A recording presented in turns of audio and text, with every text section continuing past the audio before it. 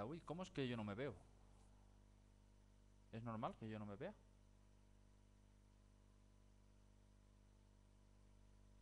Ya, ahora sí.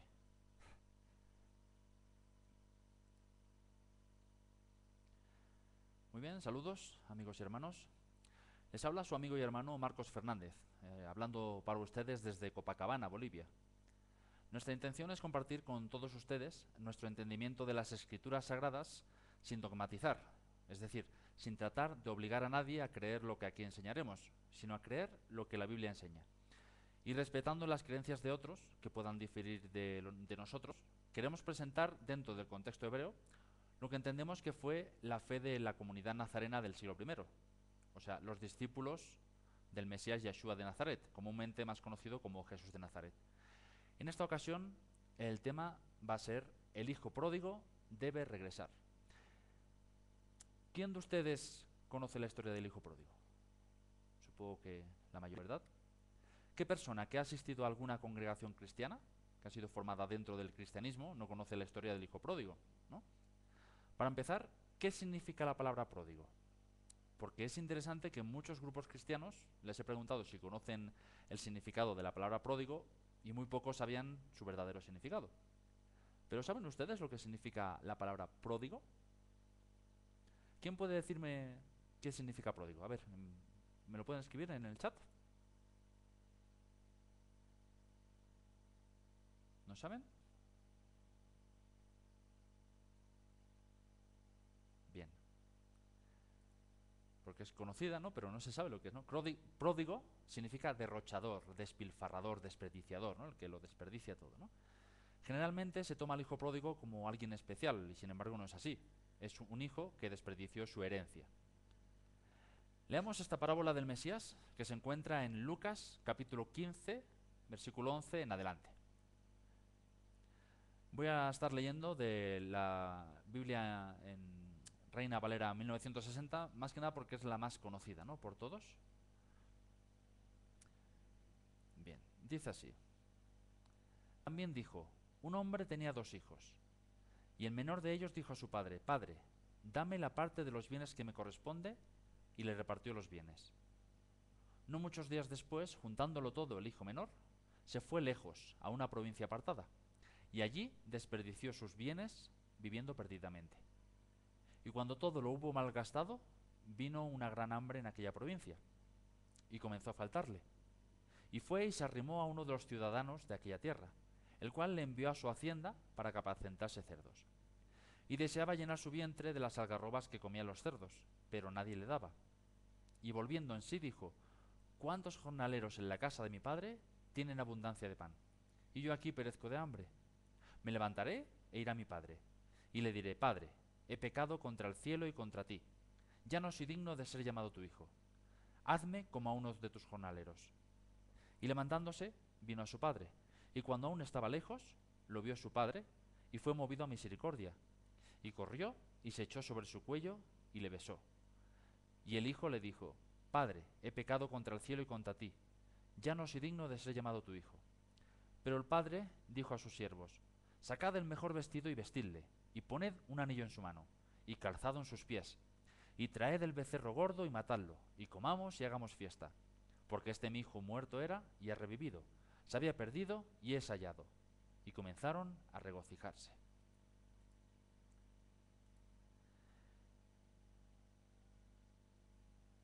Entre los filósofos griegos y toda la mentalidad grecorromana, se pensaba que una persona de autoridad, padre de familia o jefe de alguna organización, ¿no?, jamás debía rebajarse a correr, pues era sinónimo de baja estima, como alguien de baja clase social. Y en esa cultura donde se pensaba eso, Jesús, Yeshua, cuenta que el padre no le importó y que corrió a recibir a su hijo, ¿verdad? Pero lo interesante del tema es que mucha gente piensa que aquí acaba la historia, ¿no?, que aquí acaba la parábola, pero no ve lo que viene a continuación, ¿no?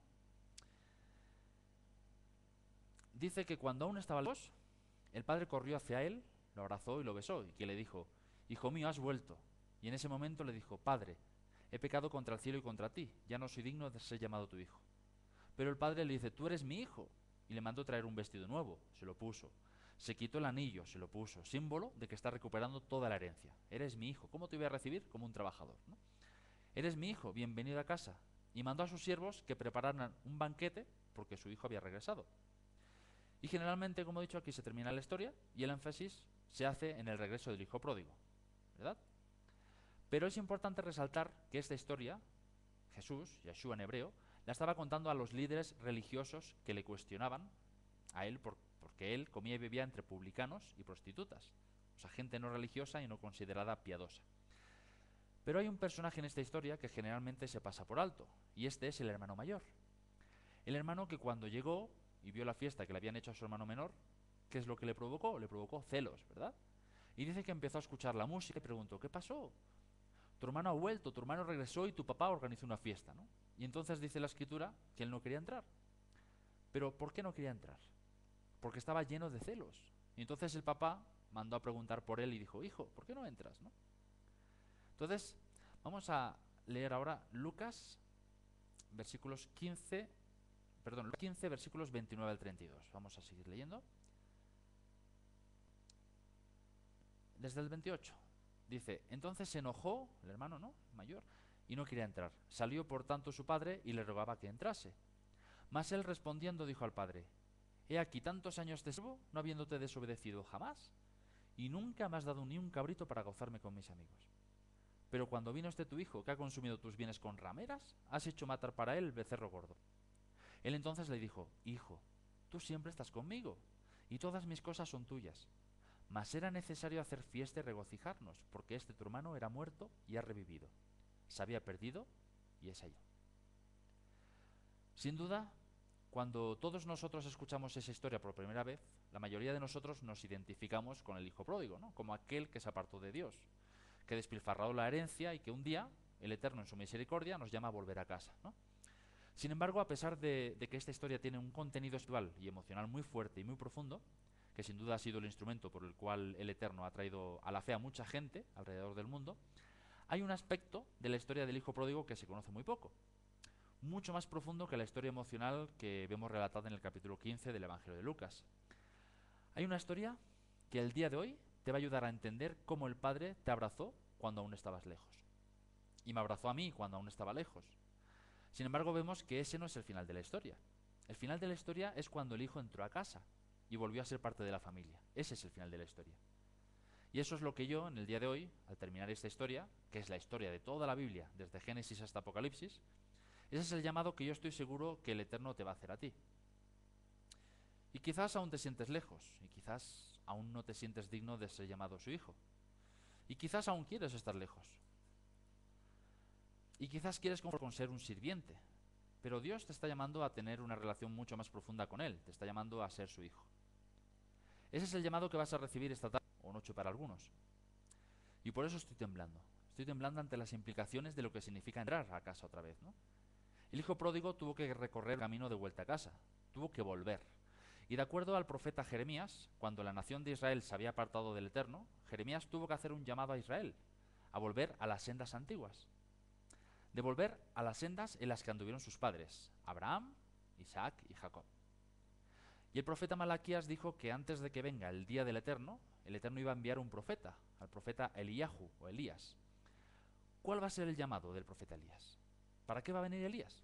¿Cuál es el mensaje que va a dar Elías?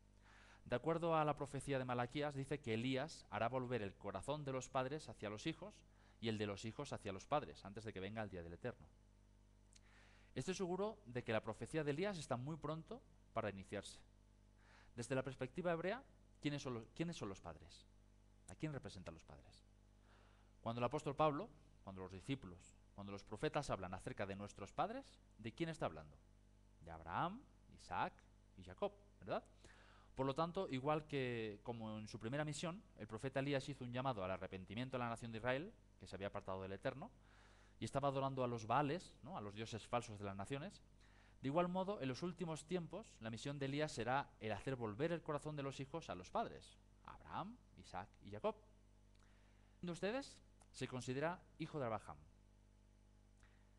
En ciertas denominaciones ha venido impartiendo la enseñanza de que somos hijos espirituales de Abraham, ¿no?, por la fe. La pregunta que te quiero hacer hoy es, ¿qué sucedería en ti? ¿Qué implicaciones tendría para tu fe, para tu estilo de vida, si hoy te demostrara con las Escrituras que no solamente eres hijo espiritual de Abraham, sino que eres hijo o hija biológico de Abraham? Hay una muy alta posibilidad de que seamos hijos biológicos de Abraham. Y no te lo voy a decir yo, te lo voy a decir con las Escrituras, de que si tú perteneces al Mesías, ciertamente, linaje de Abraham eres. Eso lo encontramos en Gálatas 3:29.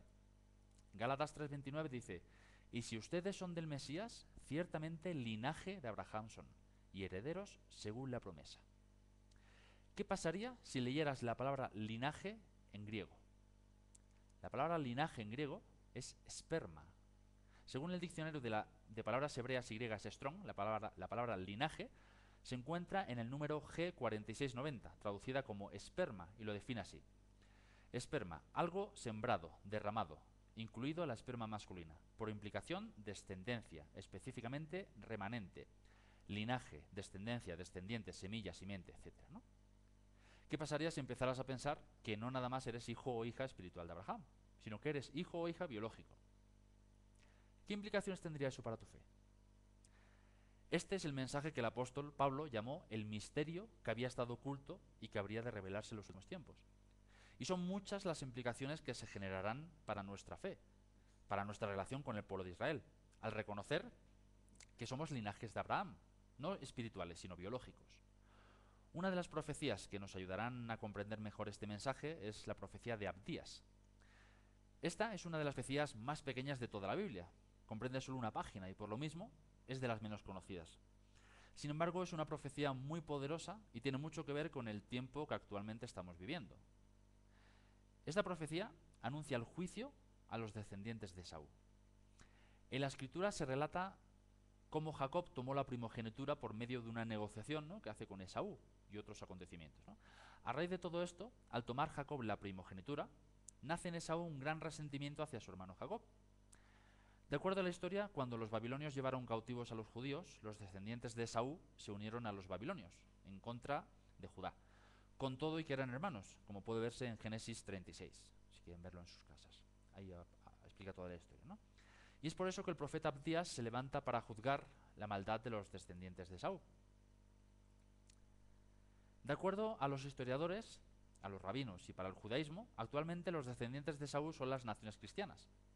El rey Herodes era idumeo, descendiente de Esaú. Bien, veo que están preguntando por ahí, Annie Love dice, ¿biológico? Lo estoy diciendo en el sentido de que la palabra linaje, ¿no?, de Abraham, dice, si ustedes son de Cristo, linaje de Abraham son. Si pertenecemos al Mesías y pertenecemos a Jesús, a Yeshua, la palabra linaje literalmente se traduce como esperma o descendiente, ¿no? O sea, hijos biológicos, ¿no? En ese sentido estoy diciendo biológico, ¿no? O sea, que podemos tener perfectamente, porque si nos... Bueno, ya vamos a ver, más adelante vamos a ver exactamente de lo que estoy hablando, ¿no? Si analizamos la historia, Jacob se empeñó en buscar la primogenitura. Y por el contrario, la característica de Esaú era que prefería el mundo. Prefirió casarse con mujeres que no eran la descendencia de Israel y desechó la primogenitura, no le dio importancia, ¿no? Por consiguiente, los descendientes de Esaú se mezclan y con el tiempo llegaron a convertirse en el Imperio Romano y posteriormente en el catolicismo romano. Ahora bien, si analizamos la historia del catolicismo romano, en su trato con los descendientes de Jacob, perdón, vemos que desde el año 67 después de Cristo, el Imperio Romano comenzó a estar en guerra continua con el pueblo de Israel. En el año 70 después de Cristo destruyeron el templo en Jerusalén y se llevaron cautivos a una gran cantidad de judíos. En el año 132, no me gusta decir después de Cristo, así que vamos a decir como correctamente, ¿no? En el año 132 de la era común, iniciaron las guerras finales y en el año 135 de nuestra era, terminaron por arrasar toda la tierra de Judea. Finalmente el Imperio Romano, en su odio contra el pueblo judío y en su deseo de borrar del mapa la nación judía, decidieron cambiar el nombre a la tierra de Israel. En vez de Israel, le llamaron Palestina, en honor a los antiguos enemigos de Israel, los filisteos. ¿Por qué digo eso? Porque Palestina es una palabra latina, del latín, que en hebreo, o mejor dicho, traducido al español, sería Filistea, ¿no?, de los filisteos, Palestina. También a la ciudad de Jerusalén le cambiaron el nombre por Aelia Capitolina. Pusieron dioses falsos y es donde inicia el periodo de la diáspora, en la que actualmente se encuentra el pueblo judío. A esta diáspora o dispersión del pueblo judío, actualmente el judaísmo le llama la diáspora o el exilio de Esaú, o el exilio de Roma, ¿no? Por 2000 años, el pueblo judío estuvo disperso entre las naciones. Vinieron las cruzadas, los tiempos de las inquisiciones, y el pueblo judío andaba de lugar en lugar, tratando de encontrar un lugar donde establecerse. Pero siempre fueron perseguidos, sobre todo por una religión que surge en el IV siglo, que era el catolicismo romano, y desde su inicio trata de desligarse completamente de cualquier práctica relacionada con el judaísmo. De aquí comienza una enseñanza antisemita, que se empieza a difundir, la cual enseña que el pueblo judío ha sido desechado por cuanto mataron a Dios, por cuanto fueron deicidas, eso decían ellos, ¿no? Por si alguno no lo sabe, la palabra antisemita significa que están en contra de cualquier cosa que tenga que ver con los judíos, ¿no? A partir de este momento empieza una persecución que dura siglos y continúan aún después de la Reforma Protestante, en el siglo XVII, con reformadores que surgen del catolicismo, como por ejemplo Martín Lutero, Juan Calvino, Erasmo de Róterdam y muchos otros. Aun ellos, que buscaban desligarse del papado y del Vaticano, continúan con muchos de sus dogmas y doctrinas antisemitas. Inclusive, mucho de lo que promovió el Holocausto de Adolfo Hitler fue la literatura que había sido escrita nada menos que por Martín Lutero. A través de los siglos se ha transmitido todo este antisemitismo y ha llegado hasta nuestros días. Inclusive han surgido personas que se atreven a afirmar que el Holocausto nunca existió. Sí, como lo oyen. Lo lamentable es que en escuelas de Inglaterra ya se está prohibiendo la enseñanza del Holocausto, para no ofender a la religión islámica. ¿Qué me dicen, no? Ahora bien, si el Holocausto sucedió hace menos de 100 años y ya se está tratando de que quede en el olvido, ¿qué podemos esperar de la historia menos conocida de la Inquisición, verdad? Lo cual tuvo efecto hace más de 500 años.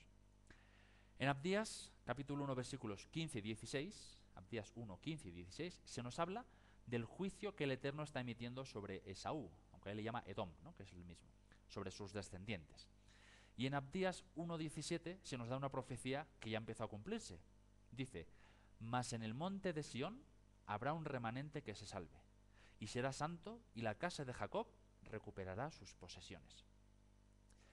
El 14 de mayo de 1948 inició el cumplimiento de esta profecía, cuando Israel vuelve a ser una nación. Ya lo predijo el profeta Isaías en el capítulo 66 y versículo 8. ¿Quién oyó cosa semejante? ¿Quién vio tal cosa? ¿Concebirá la tierra en un día? ¿Nacerá una nación de una vez? Pues en cuanto a Sión estuvo de parto, dio a luz a sus hijos, dice, ¿no? Contra todos los pronósticos nunca ha existido tal cosa, ¿no?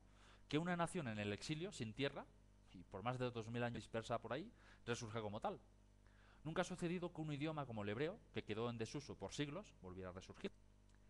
David Ben Gurión, en ese entonces primer ministro de Israel, dijo: quien conoce la historia del pueblo de Israel y es ateo, o no cree en Dios, y no cree en los milagros, no es una persona realista. ¿Se imaginan? Si nosotros conocemos la historia de Israel, no es posible que sigamos dudando de que exista un Dios todopoderoso, que creó los cielos y la tierra, ¿no? Que es un Dios que hizo un pacto con Israel y que puso a Israel como luz a las naciones.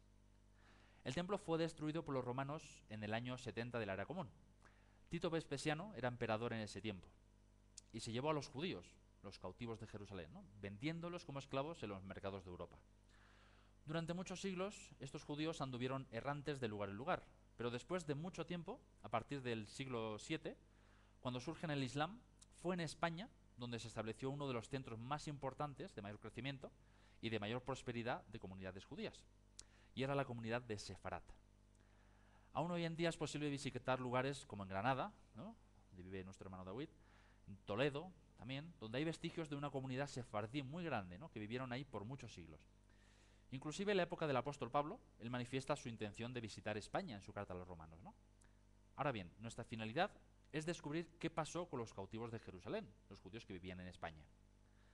Existe un libro, si quieren pueden buscar por internet, incluso tal vez en alguna librería en España pueden encontrar.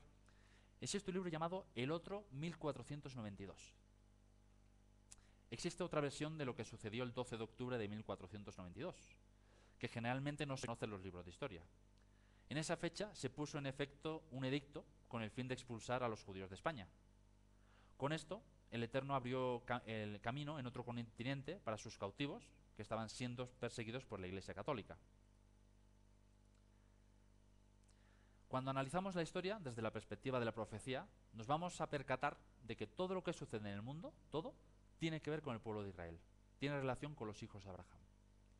La reina Isabel la Católica y el rey Fernando decidieron expulsar de España a los judíos por consejo del monje Torquemada, que es un monje muy perverso, si conocen la historia, ¿no? En todo esto también existen motivos comerciales, pues en ese tiempo los judíos se habían convertido en personas muy prósperas, comercialmente hablando, ¿no? Y de esta manera les son arrebatados todos sus bienes.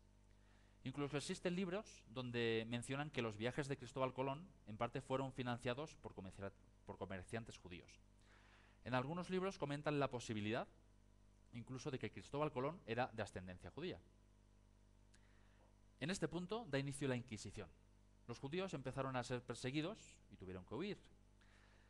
El Eterno provee una vía de escape y sobre todo esto sucede porque se tenía que cumplir una profecía de que el pueblo de Israel había de ser sembrado en todas las naciones.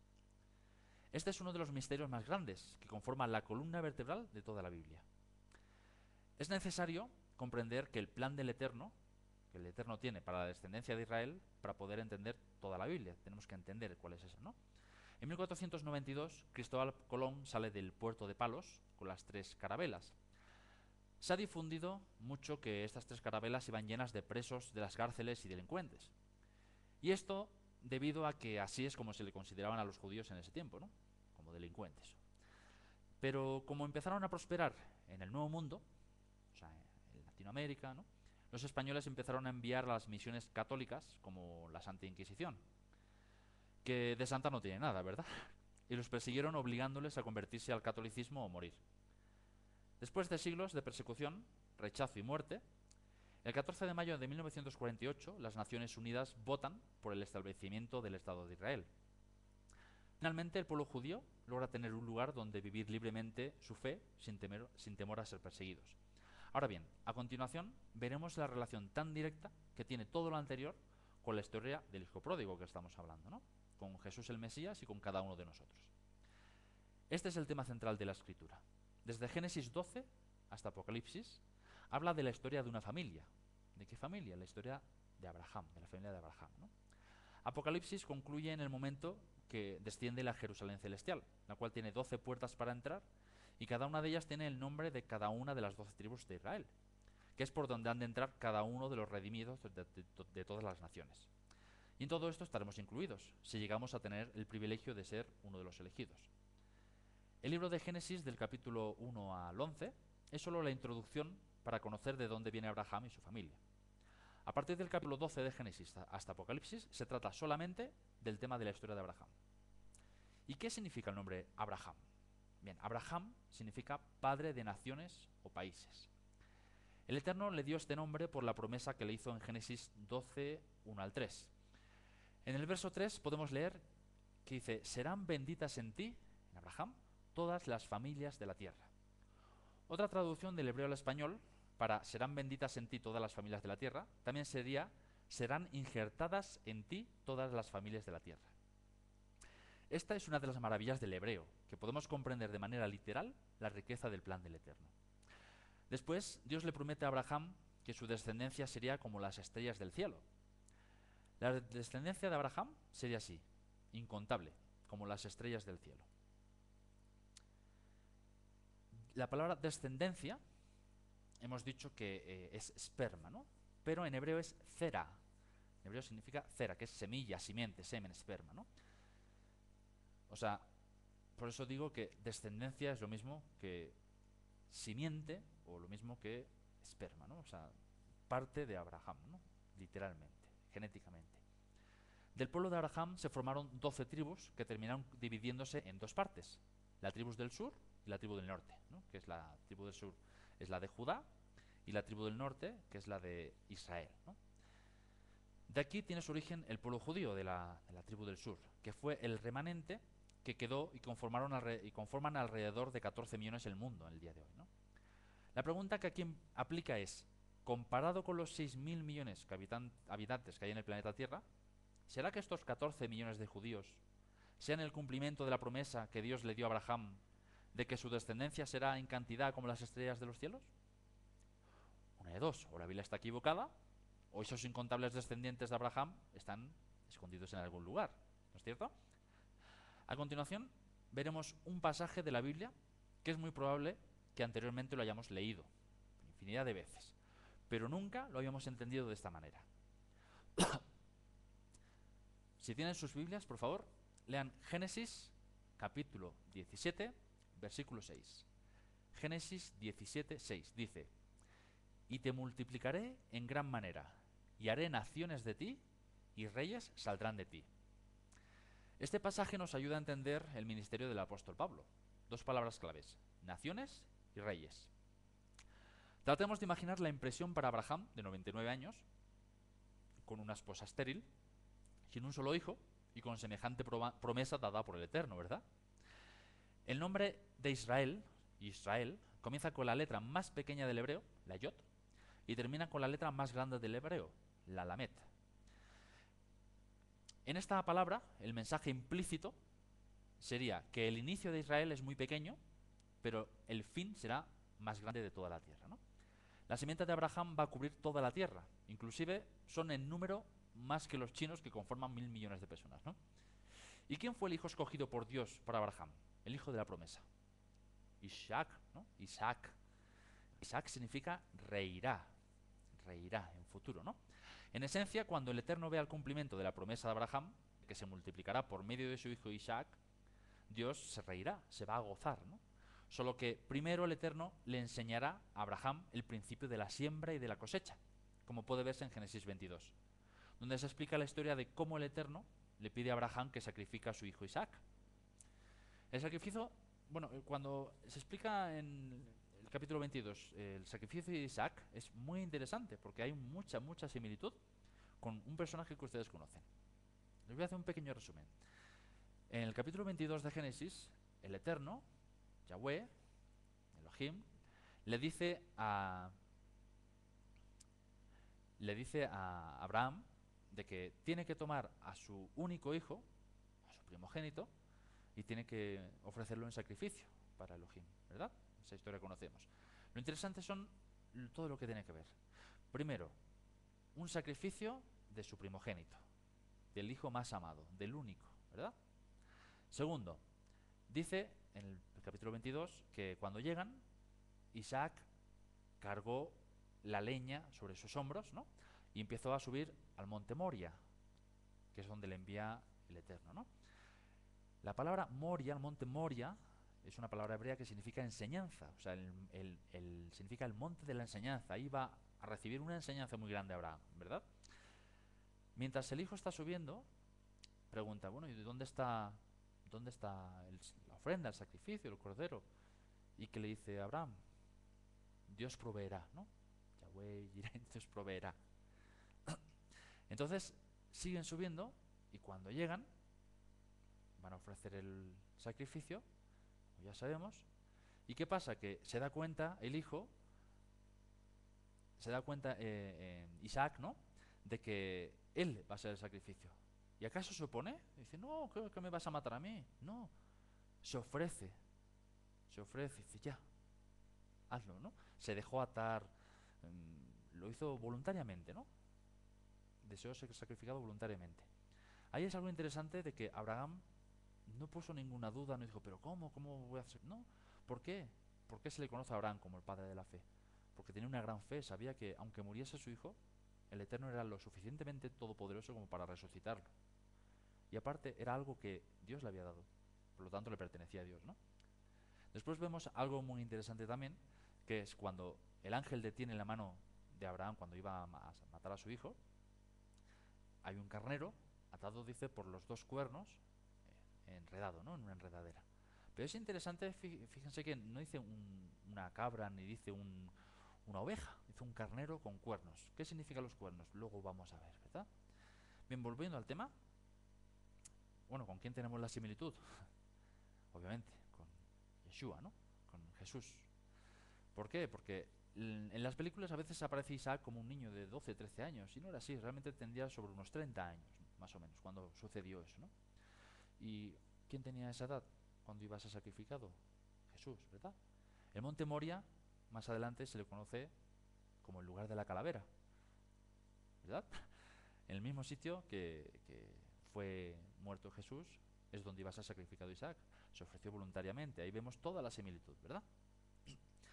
Bien, he aquí el principio de la siembra y la cosecha. Juan, capítulo 12, versículos 23 al 25. Jesús, Yeshua, le respondió diciendo: ha llegado la hora para que el Hijo del Hombre sea glorificado. De cierto os digo, que si el grano de trigo no cae en la tierra y muere, queda solo. Pero si muere, lleva mucho fruto.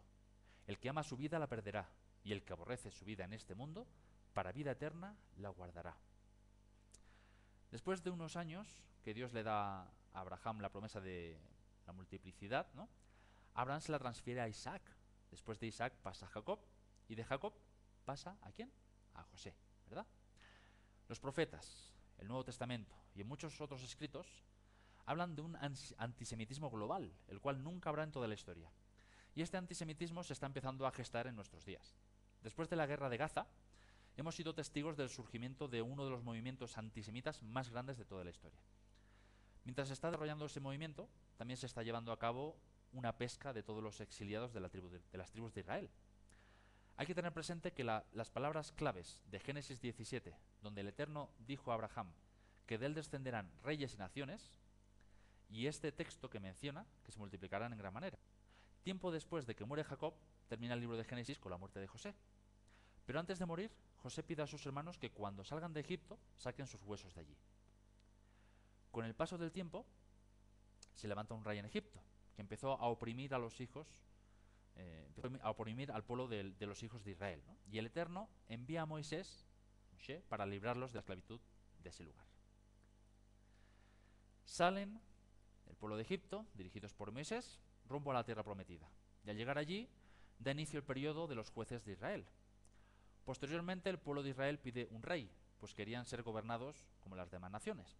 Con esto surge el periodo de la monarquía de Israel. El primer rey de Israel fue Saúl, el segundo rey fue David. Y en el momento en que reina David, consolida las 12 tribus de Israel, y David reina sobre ellas, y él vendría a ser el prototipo o anticipo del reino del Mesías. Y Dios, el Eterno, hace un pacto con David en 2 de Samuel 7, donde le promete que de él surgirá un descendiente que hará que su reino sea eterno. Como ven, estoy haciendo un resumen muy resumido de las escrituras, ¿no? Más adelante, quien hereda el trono es Salomón, el hijo de David. Salomón sigue manteniendo a las 12 tribus de Israel unidas. Sin embargo, desobedeció ciertas leyes del Eterno. Se casó con muchas mujeres extranjeras, introdujo muchos ídolos a Jerusalén y su corazón se apartó del Dios de Abraham, Isaac y Jacob. Y a raíz de esto, el Eterno envía a profetas a Salomón. En Primera de Reyes 11, envía a los profetas a Salomón. Desconecta eso. En donde se nos cuenta cómo Dios se enojó con Salomón por no mantenerse fiel a su Torá, a su ley, a su instrucción, e ir Salomón en pos de otros dioses, y el castigo que eso iba a conllevar. El Eterno le deja a Salomón 2 tribus, y las 10 tribus restantes se las da a un siervo de él llamado Jeroboam, descendiente de Efraín. Roboam, que es hijo de Salomón, trata de hacer guerra a Jeroboam, tratando de recuperar esas 10 tribus. Pero Dios le envía un profeta que le dice que no pelee contra sus hermanos israelitas. Una de las principales causas por la que no se entiende el plan del Eterno para Israel y el mundo es que se descubre la historia de estas 12 tribus, ¿verdad?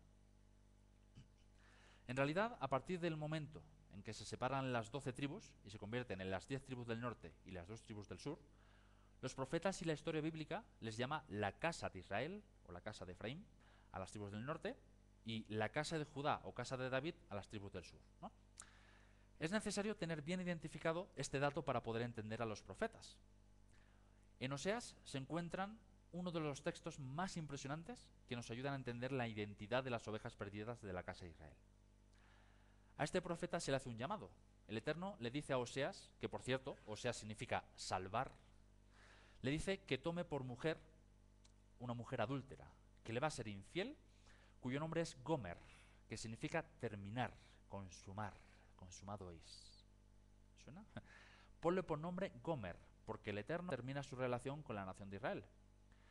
Yahweh el Eterno, le va a dar una carta de divorcio, porque esta nación continuamente le provoca celos con sus ídolos. Se va tras sus amantes, tras sus ídolos, ¿no? Y le dice que va a tener un hijo. Dice, ponle por nombre Jezreel, ¿no? Que significa siembra de Elohim, siembra de Dios. Y esto va a tener un propósito.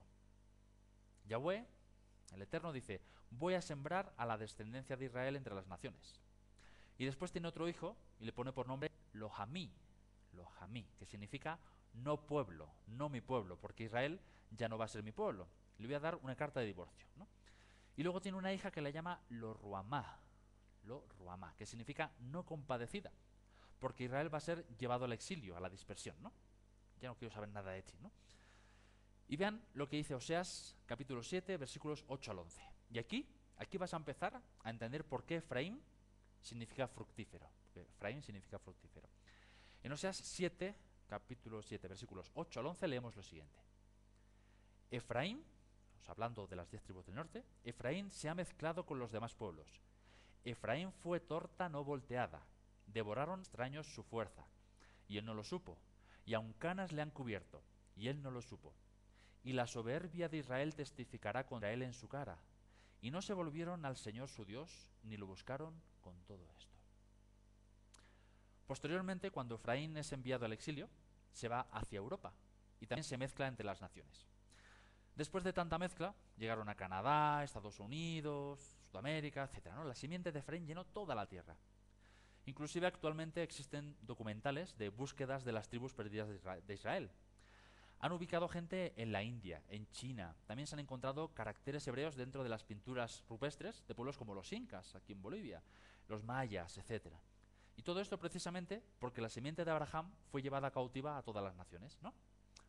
Una de las razones por la que el judaísmo no cree que Jesús sea el Mesías es porque una de las misiones que el Mesías tiene que cumplir, de acuerdo a la profecía, es que tiene que levantar el tabernáculo caído de David. Tiene que reunificar, ¿no?, a las 12 tribus de Israel, juntando a los dispersos de Israel y a los cautivos de Judá. Ahora bien, para la perspectiva judía, Jesús, Yeshua, aún no ha cumplido dicha profecía, ya que actualmente el cristianismo en ningún sentido se considera parte de la nación de Israel, ¿verdad? Por el contrario, se consideran un pueblo gentil, que no tiene que ver con Israel.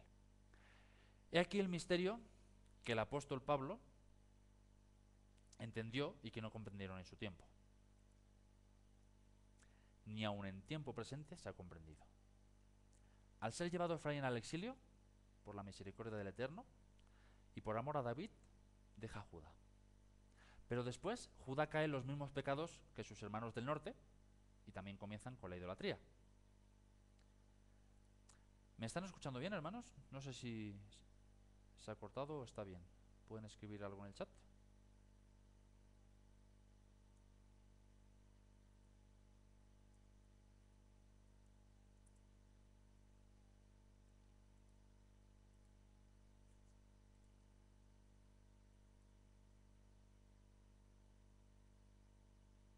Muy bien. Es que a veces se me corta la comunicación.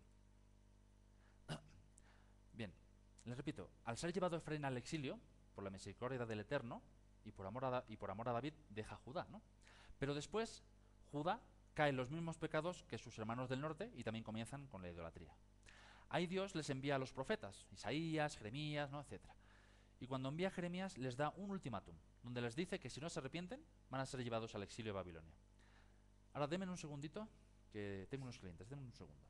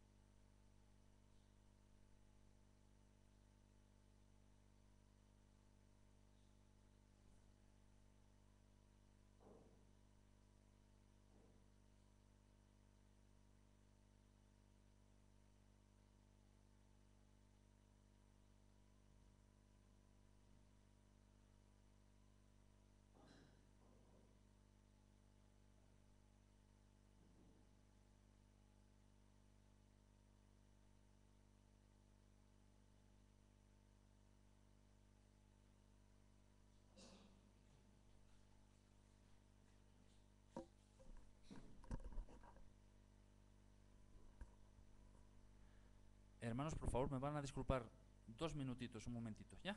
Porque es que estoy en recepción de un hotel y estoy atendiendo. Un segundito y volvemos. Mientras pueden dejar algún comentario y vuelvo en 2 minutos, por favor. Gracias.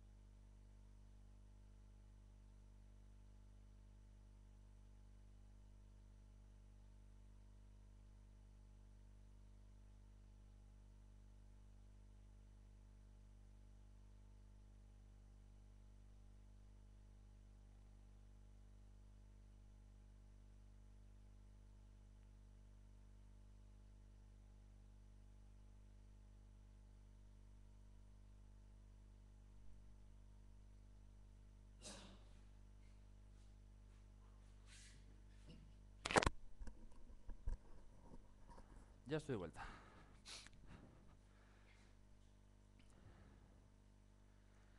Y no se preocupen, porque como esto está siendo grabado, después puedo editar el vídeo y sin cortes ni interrupciones saldrá entero. A ver, déjame que respire un momento. Me voy corriendo. ¿Tienen hasta aquí alguna pregunta? ¿O todo está claro de momento?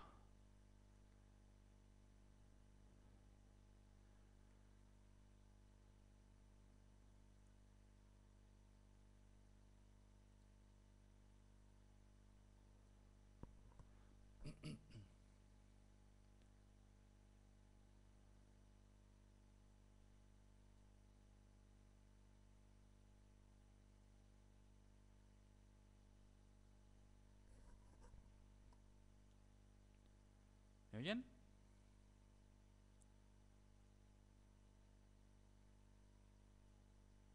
¿Sí, Anilov? ¿Tienes una pregunta?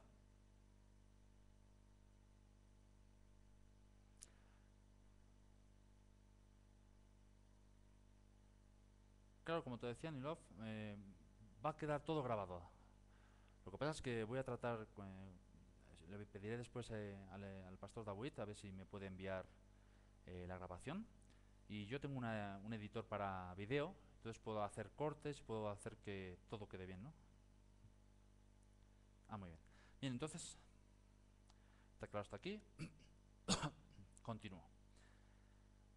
Bueno, cuando Judá empieza otra vez con la idolatría, Dios les envía a los profetas para que se arrepientan, ¿no? Isaías, Jeremías, etcétera. Y cuando envía a Jeremías, les da un ultimátum, ¿no? Donde les dicen que si no se arrepienten, van a ser llevados al exilio a Babilonia. Aún así, Judá no se arrepintió, ¿verdad? Entonces vino el rey de Babilonia, Nabucodonosor, y destruyó el templo de Jerusalén, llevándose cautivo a la nación a la nación judía. Justo en ese cautiverio es donde participan los descendientes de Esaú, haciendo alianza con Babilonia. Eso es en la Biblia, ¿no? De pronto, en una aldea de Nazaret, en Galilea de los gentiles, como dice el profeta, el pueblo que andaba en tinieblas vio gran luz. Los que moraban en tierra de sombra de muerte, luz resplandeció sobre ellos, dice, ¿no? Ahora bien, el motivo por el cual el Mesías aparece en Galilea es debido a que ahí, la región del norte, es el lugar que se llenó de mezcla de gentiles con israelitas y estaban dispersos, apartados de la fe. Y en esa región es donde viene el pastor de Israel a volver a hablarles a la casa de Efraín, las tribus del norte, las ovejas perdidas de la casa de Israel. Y en los siguientes pasajes, Yeshua, Jesús, lo menciona. Mateo, capítulo 10, versículos 5 al 7. Son unos versículos muy conocidos, pero que ahora van a entender mucho mejor lo que quiso decir con este estudio, ¿no? Mateo 10, versículos 5 al 7. A estos 12, sus apóstoles se refiere, a estos 12 envió Yeshua, y les dio instrucciones diciendo: por camino de gentiles no vayan, y en ciudades samaritanos no entren, sino vayan antes a las ovejas perdidas de la casa de Israel. Y yendo prediquen diciendo: el reino de los cielos se ha acercado. Y en Mateo 15, versículos 21 al 28, vemos que el Eterno no hace acepción de personas, cuando les da una lección a sus discípulos sobre una mujer gentil que tenía más fe que los propios judíos, ¿verdad? Lo que quería lograr Jesús era que esta mujer se humillara y le buscara de todo corazón, y reconociera que el Dios de Israel, Yahweh, también es el Dios de todas las naciones, ¿verdad? El nombre del Mesías, Yeshua, significa Yahweh es salvación. Y viene a ser el mismo verbo que tiene el nombre Oseas, Oshia, salvación, ¿no? O sea, Jesús, Yeshua, sería Oshia, Oseas, Yahweh, Oseas, ¿no? O sea, el Eterno es salvación, ¿no? Después que el Mesías predica y anuncia la redención y muere en el Gólgota, iban dos de los apóstoles camino de Maús, ¿recuerdan? Y expresan la esperanza que tenían de que Yeshua redimiera a Israel. Entonces iban caminando diciendo: tantas esperanzas que teníamos en él y ahora se ha muerto, ¿no?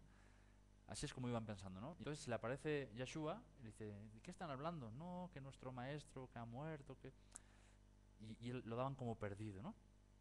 Pero en el verso 21 del capítulo 24 de Lucas se nos dice, ellos mismos dicen, ¿no? Pero nosotros esperábamos que él, o sea, que el Mesías, ¿no?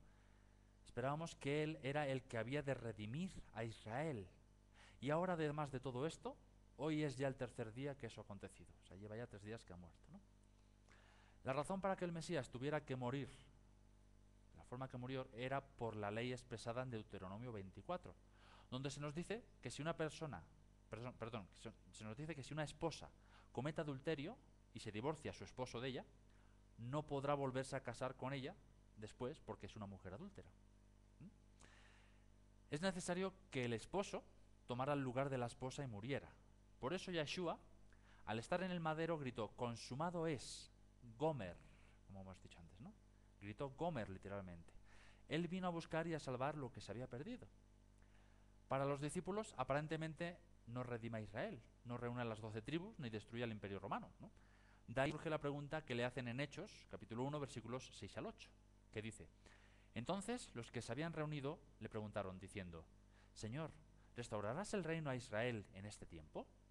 Y les dijo: no les toca a ustedes saber el tiempo o las sazones que el Padre puso en su sola potestad, pero ustedes recibirán poder cuando haya venido sobre ustedes el Espíritu de Santidad, y me serán testigos en Jerusalén, en toda Judea, en Samaria y hasta lo último de la tierra. Y por 2000 años se ha estado cumpliendo la instrucción de vayan por todo el mundo y prediquen el Evangelio a toda criatura, ¿verdad? Es un gran error pensar que el pueblo judío rechazó a Yeshua. Si ponemos atención a los Evangelios, los primeros discípulos eran judíos, ¿no es cierto? En el libro de los Hechos, capítulo 2, en Pentecostés, los que estaban ahí reunidos eran judíos o prosélitos.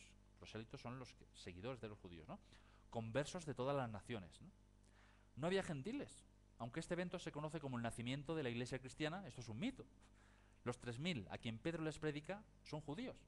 Después vienen los 5000. Todos son judíos. No le hablaban a nadie que no fuera judío. Pedro mismo ni siquiera quería ir a la casa de Cornelio porque era gentil, ¿verdad? Ellos no entendían el concepto de irle a predicar a los gentiles, ¿no? Y esto es debido a que la profecía y las promesas no eran para los gentiles, sino para Israel, ¿no? Si existió alguien en la historia que entendió la misión de Yeshua, de Jesús, fue Caifás, el sumo sacerdote de ese tiempo. Leamos Juan capítulo 11, versículos 45 al 54. Juan capítulo 11, versículos 45 al 54. Que dice así: entonces muchos de los judíos que habían venido para acompañar a María y vieron lo que hizo Jesús creyeron en él, pero algunos de ellos fueron a los fariseos y les dijeron lo que Jesús había hecho. Entonces los principales sacerdotes y los fariseos reunieron el concilio y dijeron: ¿qué haremos? Porque este hombre hace muchas señales.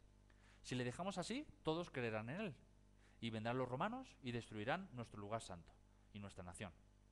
Entonces Caifás, uno de ellos, sumo sacerdote aquel año, les dijo: vosotros no sabéis nada, ni pensáis que conviene que un hombre muera por el pueblo, y no que toda la nación perezca.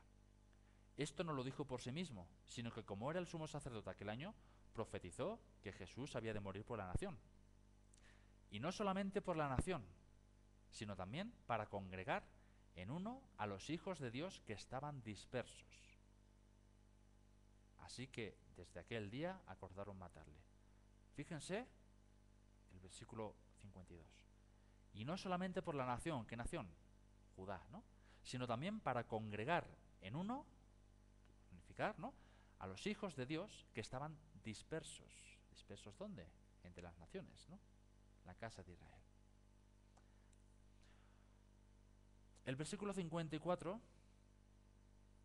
claramente, a ver, un momento. Bien, la nación, como hemos dicho, se refiere a los judíos, ¿no? Perdón, el 54 también vamos a leer. Hemos leído hasta el 53. 54 es importante. Juan 11:54. Por tanto, Jesús ya no andaba abiertamente entre los judíos, sino que se alejó de allí a la región contigua al desierto, a una ciudad llamada Efraín, y se quedó allí con sus discípulos. La nación, la palabra nación se refiere a los judíos. La palabra desierto tiene que ver con el exilio, ¿no? Respecto a los hijos del Eterno que estaban dispersos, muy claro menciona que es Efraín, la casa de Israel sembrada entre las naciones. En el versículo 54 claramente menciona que Jesús, Yeshua, se apartó momentáneamente del pueblo judío para ir ¿dónde? Por Efraín. Jesús dijo en Juan 10:16: también tengo otras ovejas que no son de este redil, aquellas también debo traer y oirán mi voz, y habrá un rebaño y un pastor. Justo en la profecía de Ezequiel 37 hace referencia a este pasaje, ¿no? Pues menciona que la casa de Israel y la casa de Judá serían unidas por el hijo de David, el pastor de Israel. Yeshua también declaró en Juan capítulo 7, versículos 33 al 36 lo siguiente: entonces Yeshua dijo: todavía un poco de tiempo estaré con ustedes, e iré al que me envió. Me buscarán y no me hallarán, y a donde yo estaré ustedes no podrán venir. Entonces los judíos dijeron entre sí: ¿a dónde se irá este, que no le hallemos? ¿Se irá a los dispersos entre los griegos y enseñará a los griegos? ¿Qué significa esto que dijo: me buscarán y no me hallarán, y a donde yo estaré ustedes no podrán venir? Bien, aquí vemos que ellos sabían que Mesías tenía que traer a los que estaban asimilados entre las naciones. Caifás lo supo, ¿no? Sin embargo, a quien se le reveló este misterio en toda su plenitud fue al apóstol Pablo, quien fue un rabino altamente educado a los pies de Gamaliel, uno de los más grandes rabinos de Israel, como puede verse en su carta a los Efesios, capítulo 3, donde Pablo explica que a él se le fue revelado el misterio de que los gentiles son coherederos y miembros del mismo cuerpo, y copartícipes de la promesa en Yeshua el Mesías por medio de las buenas nuevas, ¿no?, del Evangelio. Esto para la mente judía era algo rarísimo, ¿no? No entendían cómo los gentiles tenían algo que ver con los pactos de Abraham. Ahora bien, el apóstol Pablo es el personaje que entre los cristianos y judíos es muy mal entendido e incomprendido. Inclusive el apóstol Pedro, que era contemporáneo de Pablo y de Yeshua, y sabía mucho más que nosotros de la fe hebrea, mencionó en su primera carta que en las cartas de Pablo habían muchas cosas difíciles de entender, que los indoctos e inconstantes tuercen para su propia perdición, dice, ¿no? A Pablo se le reveló algo que habría de darse a conocer en estos últimos tiempos. Hechos, capítulo 9, versículo 15. Dice: y le dijo el maestro: ve, porque un instrumento escogido me es este, para que lleve mi nombre en presencia de los gentiles y de reyes y de los hijos de Israel. Este versículo 15 tiene un error de traducción en y de reyes y de los hijos de Israel. Si lo leemos así no se puede conectar con Génesis 17:6, que dice que de Abraham surgirán reyes y naciones, ¿no? Pues parece que está hablando de tres grupos diferentes, ¿no? Parece que sean gentiles, reyes, hijos de Israel. Pero si nos vamos al griego, para realmente identificar la palabra en el original, para la segunda I, o sea, la de I de los hijos de Israel, sería la palabra te, la palabra griega te. Te significa ambos, ¿no? Una vez corregida esta palabra, el versículo se lee de la siguiente manera. El maestro le dijo, ve, porque un instrumento escogido me es este, para que lleve mi nombre en presencia de los gentiles y de reyes, ambos hijos de Israel. ¿Se dan cuenta?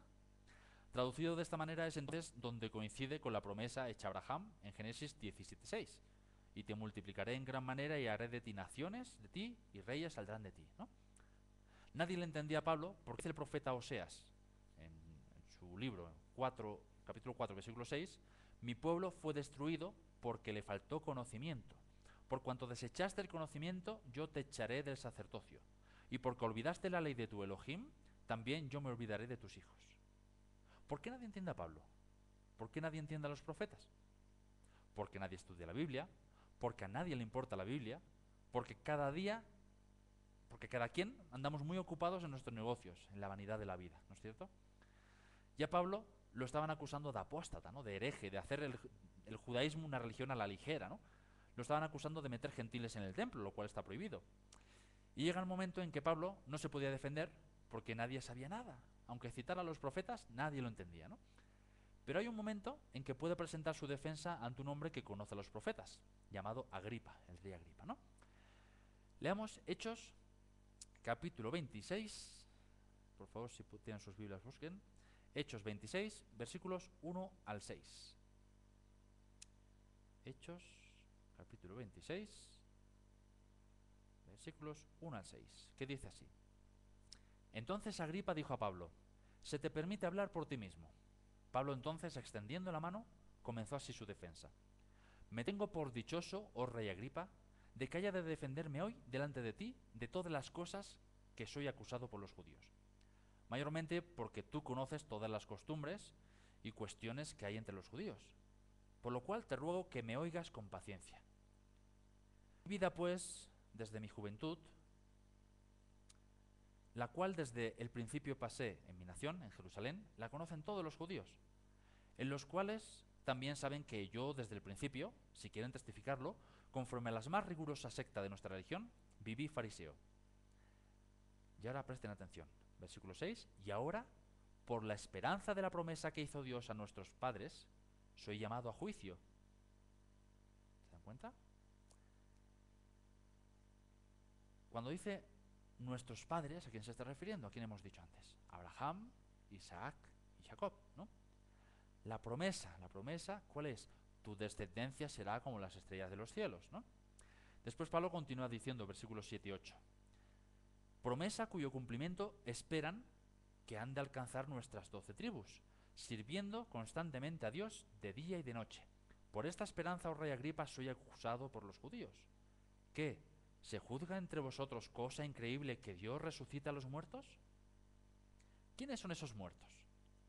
Los huesos secos, los muertos de Efraín, las tribus muertas en sus delitos, en sus pecados, ¿no? La manera en que Pablo y todos nosotros podemos tener la seguridad que el Eterno ha de resucitar a los muertos de Israel es porque ya se llevó a cabo las primicias de la resurrección, porque el primogénito de entre los muertos ha resucitado. Amén. Aquel que se le dio la primogenitura, aquel que ha de traer de vuelta a Israel, aquel que ha de salvar a su pueblo de sus pecados, aquel que vino a buscar y salvar lo que se había perdido, Yeshua. Murió y resucitó, el primero de entre muchos que ha de resucitar. Y en él, en Yeshua, se anuncia salvación a todas las naciones, porque Israel está sembrado en todas las naciones. Y si estamos escuchando su voz, es por lo que dijo el Mesías en Juan 10, 27, 28. Mis ovejas oyen mi voz, y yo las conozco y me siguen, y yo les doy vida eterna, y no perecerán jamás, ni nadie las arrebatará de mi mano. Y quizá, aun creyendo en Yeshua, y que le hayamos entregado nuestra vida, se nos había dicho que éramos gentiles, ¿no? Pablo en su carta a los Efesios dice que ya no somos extranjeros ni forasteros, sino conciudadanos de los santos y miembros de la familia del Eterno. Para empezar, ¿qué significa la palabra gentil? Gentil.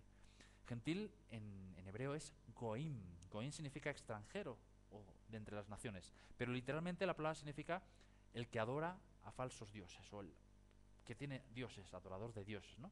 ¿Qué significa la palabra Yahudá, Yahudim, judíos, ¿no? Judá, judío. Judá significa el que alaba a Yahweh, ¿no? Entonces, ¿qué somos? Yahudim o Goim, adorador del Dios verdadero, de Yahweh, o adoradores de dioses falsos. Por eso ya no somos gentiles. Por eso Pablo dijo, ya no somos Goim, ya no somos extranjeros ni forasteros, sino conciudadanos de los santos y miembros de la familia del Eterno. ¿Cuál es la familia del Eterno? Israel, en toda su plenitud, ¿no? Como hemos dicho, gentil es equivalente a pagano, idólatra, ¿no? Dios envió a su Hijo para traer de vuelta a su pueblo. Y si cuando estábamos lejos el Padre corrió a abrazarnos para llevarnos de vuelta a casa, ha llegado el momento de volver a casa, ¿verdad? Es el tiempo de injertarnos en esa nación de la cual fuimos desarraigados. Salid de ella, pueblo mío, salid de Babilonia, salid de Roma. Las implicaciones que este mensaje tiene son bastante fuertes.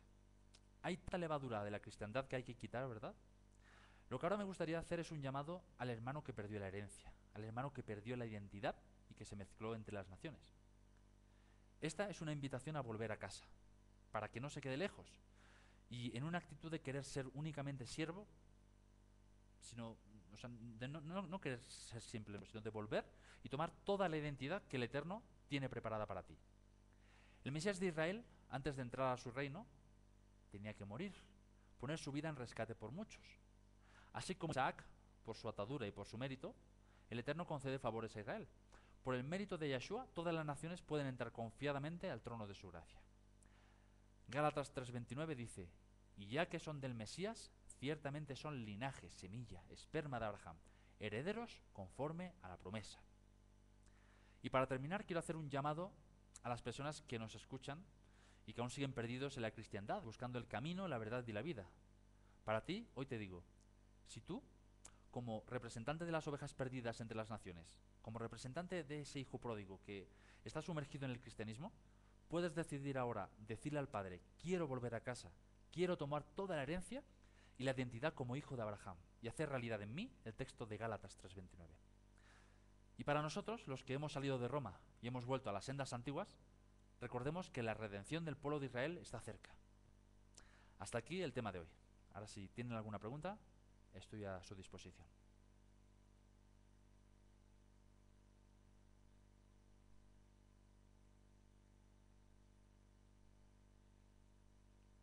Ahora vuelvo, denme en un minuto.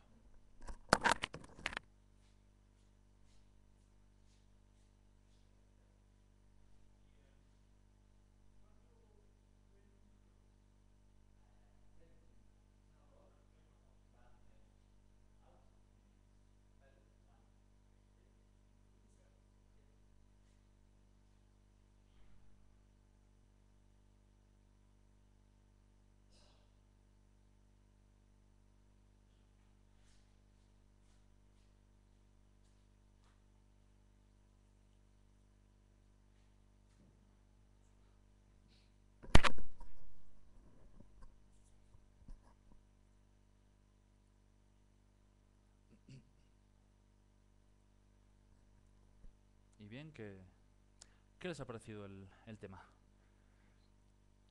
Yo este tema lo escuché hace bastante tiempo, mucho más amplio, ¿no? Es de una conferencia del mismo título, que se llama El hijo pródigo debe regresar, de nuestro hermano Joseph Sánchez, de México. Y me impactó muchísimo, ¿no? Entonces hice un resumen de este tema para poder compartirlo con muchas personas, ¿no? Annie Lowe dice, ¿cómo se diferencia las congregaciones judías? A ver, especifica porque no entiendo tu pregunta, Annie, si puedes ser más concreta, por favor. O sea, ¿cómo se diferencian de qué? ¿A qué te refieres?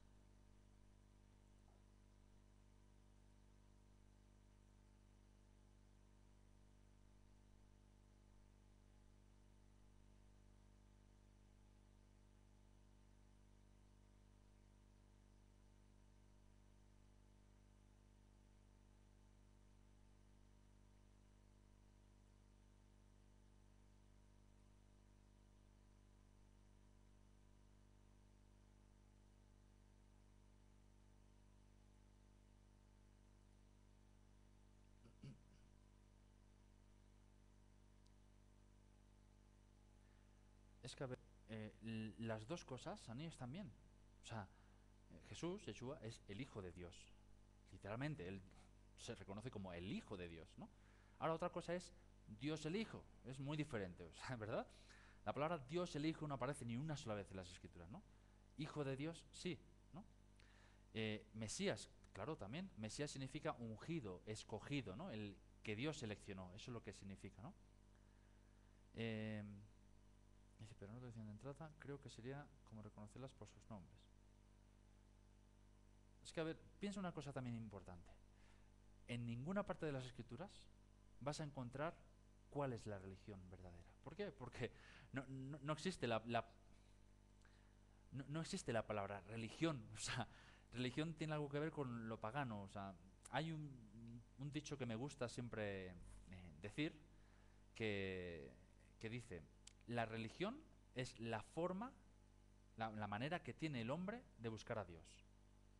La Biblia es la forma que tiene Dios de buscar al hombre. Entonces, no es cuando te preguntan, ¿de qué religión eres? No es importante. O sea, lo importante es estar en la verdad. ¿Y cuál es la verdad? La verdad es una religión. ¿Qué dijo Jesús en Juan 17:17? Tu palabra es la verdad. Esa es la verdad, la palabra, ¿verdad? Entonces, como en todos lados, todos tienen cosas buenas y cosas malas, ¿no? Como dices ahí, dice, creo que sería mejor reconocerlo por su nombre, ¿no? Yo no creo en las religiones y no tengo religión, me considero seguidor de Cristo. Muy bien, amén. Yo igual, yo no tengo ninguna religión. Yo me considero también seguidor de Yeshua, de el Mesías, ¿no? Cristo es una palabra griega que ya haremos un estudio más adelante, que Cristo viene literalmente, te va a sorprender, de Krishna, de los Hare Krishna, de ahí viene, ¿no? Entonces por eso es mejor usar la palabra Mesías, que es la misma palabra pero traducida al español, ¿no? Minan y dice, solo que cuando llegas a una congregación que no cree en Cristo como Hijo de Dios, pues te puedes confundir. Pero a ver, la única congregación que yo conozco, que dentro de lo que se conoce como judeocristiana, ¿no? Que no cree que Jesús o Cristo sea el Hijo de Dios, son los judíos ortodoxos, por ejemplo, ¿no? O los musulmanes, por ejemplo, ¿no? Pero todas las demás sí, hasta la Iglesia Católica, la Iglesia Evangélica, los Adventistas, los Testigos de Jehová, los Mormones, todos ellos creen que es Hijo de Dios. Ahora, la cuestión ya no es ahí si es hijo o no es hijo. La cuestión es si es Dios o no es Dios, ¿no? Pero bueno, eso es otro tema, ¿no? Que no viene al caso. El tema de hoy viene más que nada de entender que la salvación es para los escogidos. Y los escogidos no es la cristiandad ni los que se conocen como cristianos que vienen del paganismo, ¿no? Me refiero a todo lo que sale de la religión católica, por ejemplo. Sino que los escogidos, que es, hay un solo pueblo y el único pueblo es Israel. O eres de Israel o no eres de Israel. Dicho de otra forma, o eres pueblo o no eres pueblo. Para ser parte de Israel, da igual si te identificas con los judíos o te identificas con los israelitas. Fíjate que son dos cosas diferentes. La casa de Israel y la casa de Judá son dos aspectos diferentes. La gente normalmente dice, judío es israelita, ¿no? Israel es judío. No, pero fíjate una cosa interesante. Todos los judíos son israelitas, pero no todos los israelitas son judíos, ¿verdad? Está la tribu de Manasés, la tribu de Dan, la tribu de Efraín, hay las 12 tribus, ¿no? Las únicas que están identificadas es la tribu de Judá, que concretamente, bueno, Judá está dividida de dos, ¿no? De la tribu de Judá y la tribu de Benjamín, pero que viene a ser la misma, porque se fundieron. Pero el resto, las 10 tribus que faltan, son las que están perdidas.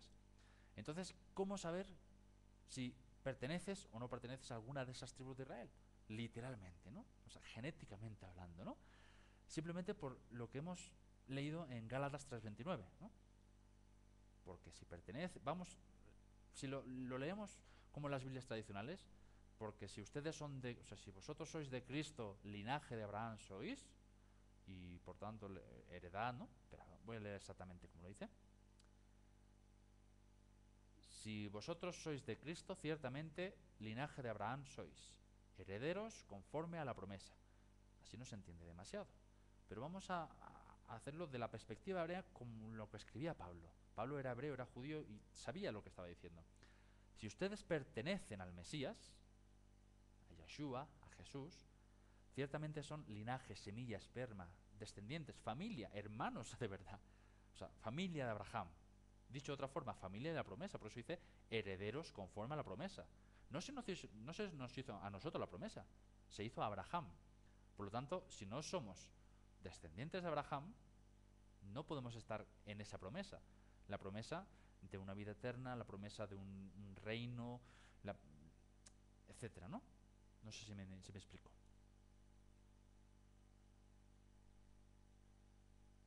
Sí, a mí también me encantó lo de la genética, Ani. O sea, no somos hijos espirituales de Abraham, ¿no? Sino genéticamente hablando. Piensa que, ¿qué significa tu descendencia será como las estrellas del cielo? De ti saldrán naciones y reyes. Fíjate que de Abraham parece que solamente salió la nación de Israel. Pero dice naciones, muchas, no solo una nación. ¿Por qué? Porque mm, tenemos algo. Lo mismo que el pecado va de persona en persona y se transmite, ¿no? Tenemos ese gen de Abraham. Pero ¿cómo se identifica? Si decimos, yo pertenezco al Mesías, yo pertenezco a Jesús, yo pertenezco a Yeshua, ¿no? Quiero seguirle, quiero obedecerle, quiero estar en su reino. Si tenemos esa sensación dentro de querer obedecerle y querer estar con él, ya es algo, ya es un llamado, porque claro, nosotros no sabemos quién es quién, ni de qué tribu somos siquiera, ¿no? Pero el Eterno sí, y Él es quien siembra, ¿no? De hecho, el propio Jesús, ¿qué dijo? Nadie puede venir a mí si el Padre no me lo envía. Entonces, por mucho que digan, no, yo voy a estar en el paraíso, yo voy a estar... ¿No? No lo puedes decidir tú, eso no lo decides tú. Es un llamado que tienes que contestar, pero ¿cómo sabes ese llamado? Si amas la verdad. ¿Y cuál es la verdad según Jesús? Juan 17, 17 que hemos dicho antes, ¿no? Tu palabra es la verdad. ¿Y cuál es tu palabra? La Biblia. ¿Y qué es lo más importante de la Biblia? La Torá, la ley, ¿no? ¿Por qué? Porque la ley se basa, el propio Jesús dijo, ¿no? Cuando le preguntaron, ¿y qué es lo más importante? Dice, ama a Dios como a ti mismo, perdón, ama a Dios sobre todas las cosas y a tu prójimo como a ti mismo. De estas dos leyes se basa toda la Torah, ¿no? Toda la ley depende de estos dos mandamientos. Entonces, si amas a Dios, obedecerás todas las leyes que tengan que ver con Dios, todos sus mandamientos. Si amas a tu prójimo, obedecerás todas las leyes que tengan que ver con tu prójimo. No matar, no robar, no mentir, no hacer nada de lo que no quieres que te hagan a ti, ¿no? Y en cuanto a las leyes de Dios, guardar el sábado, eso no lo han quitado nadie, eso sigue vigente. eh, Ser obediente, estudiar todos los días, llevar su palabra, así demuestras que amas, ¿no?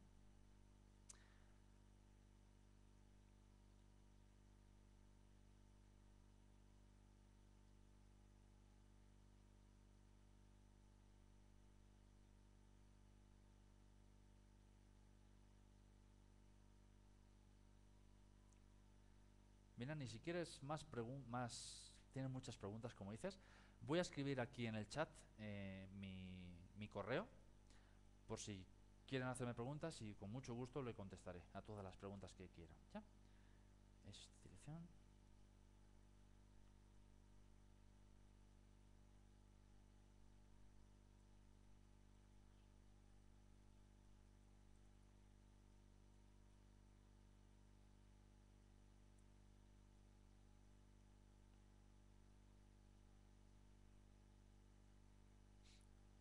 Miran, y claro, la salvación es por gracia, obviamente, ¿no? O sea, no nos merecemos salvar. Pero primero hay que definir qué es gracia, ¿no? Gracia es, te doy algo aunque no lo merezcas. Por ejemplo, tú tienes un hijo que, yo que sé, siempre está metido en problemas, siempre le persigue la policía, va a la cárcel, etcétera. Pero, ¿por eso dejas de amarlo? No, le amas, le sacas de la cárcel. ¿Se merece estar en la cárcel? Sí, ha robado, se merece. Sí, pero ¿qué haces? Lo, lo sacas, ¿por qué? Porque lo amas, por gracia, ¿no? De todas formas, ya digo, cualquier pregunta, cualquier tema que quieran compartir, me pueden escribir a esa dirección que les he puesto ahí y con mucho gusto les contesto a las preguntas que deseen. Y otro día, si quieren, vamos a dar el tema literalmente, concretamente, de qué es la salvación, que es un tema también muy importante. Entonces, a efectos de la grabación, voy a cortar aquí el vídeo y seguimos charlando por el chat, si les parece bien. Así que, shalom y hasta la próxima.